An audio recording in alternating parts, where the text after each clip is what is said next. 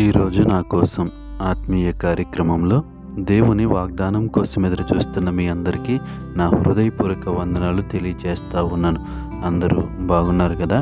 ఉదయకాల సమయంలో కొద్ది నిమిషాలు దేవుని వాక్యాన్ని వినవలసిందిగా మనవి చేస్తూ ఉన్నాను. ఈ దిన వాగ్దానం కోసం ప్రార్థన చేద్దాం. పరిశుద్ధుడ, ప్రేమగల తండ్రి, భూమి ఆకాశములను సృజించిన గొప్ప దేవా, నీకు వందనాలు. ఉదయకాల సమయంలో నీ వాక్యమును ధ్యానించుచుండగా మా విశ్వాస జీవితాలకు అవసరమైన వాక్య సందేశం ద్వారా మా అందరితో మాట్లాడమని యేసు నామములో అడిగి వేడుకుంటున్నాం పరమ తండ్రి, ఆమేన్. ఈరోజు దేవుని వాగ్దానము హెబ్రీయులకు రాసిన పత్రిక 12వ అధ్యాయము 14వ వచనము. హెబ్రీయులకు రాసిన పత్రిక 12వ అధ్యాయము 14వ వచనము.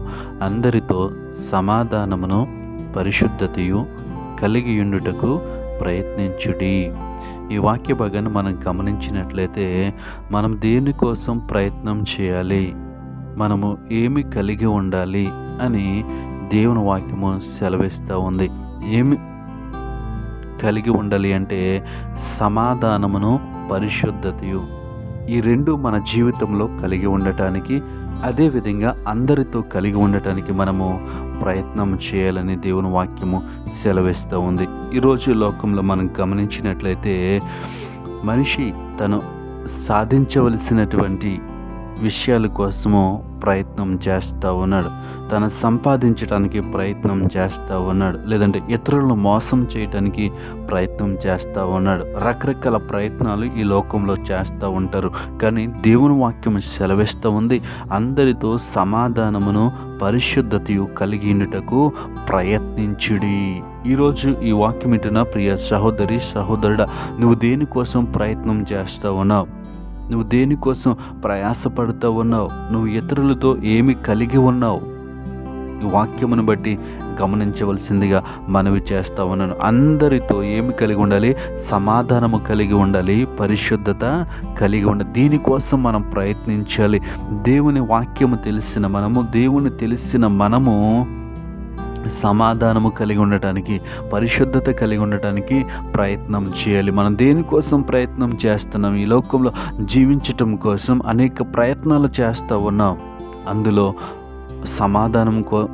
సమాధానముగా ఉండాలని ప్రయత్నం చేస్తున్నామా? పరిశుద్ధతగా ఉండటం కోసం ప్రయత్నం చేస్తున్నాం. వాక్యమును బట్టి ఒకసారి మనల్ని మనము పరిశీలన చేసుకుందాం. అందరితో అంటే మన చుట్టూ ఉన్నటువంటి మనుషులు, ఈ సమాజంలో మనం జీవిస్తూ ఉన్నప్పుడు మన చుట్టూ ఉన్నటువంటి మనుషులందరితో కూడా మనం ఏమి కలిగి ఉండాలి అంటే సమాధానము కలిగి ఉండాలి. రెండవది పరిశుద్ధత కలిగి ఉండాలి. వీటి కోసం మనం ప్రయత్నం చేయమని దేవుని వాక్యం సెలవిస్తూ ఉంది.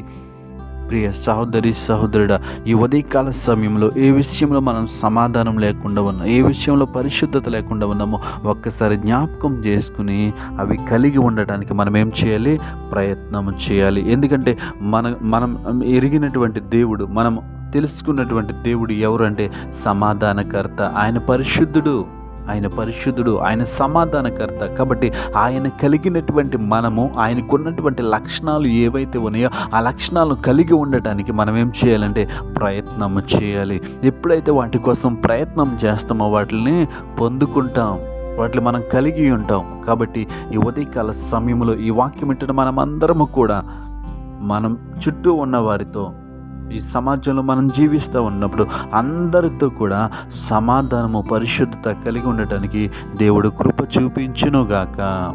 పరిశుద్ధుడ, ప్రేమగల తండ్రి, కృపగల దేవా, నీకు వందనాలు. ఉదయకాల సమయంలో సమాధానం గురించి, పరిశుద్ధత గురించి మాతో మాట్లాడు. అవును ప్రభువా, అందరితో మేము సమాధానము, పరిశుద్ధత కలిగి ఉండటానికి ప్రయత్నించమని. అవును, ఈ వాక్యమైన మేము సమాధానము, పరిశుద్ధత కలిగి ఉండటానికి నీ కృప చూపించమని యేసు నామములో అడిగి వేడుకుంటున్నాం పరమ తండ్రి, ఆమేన్.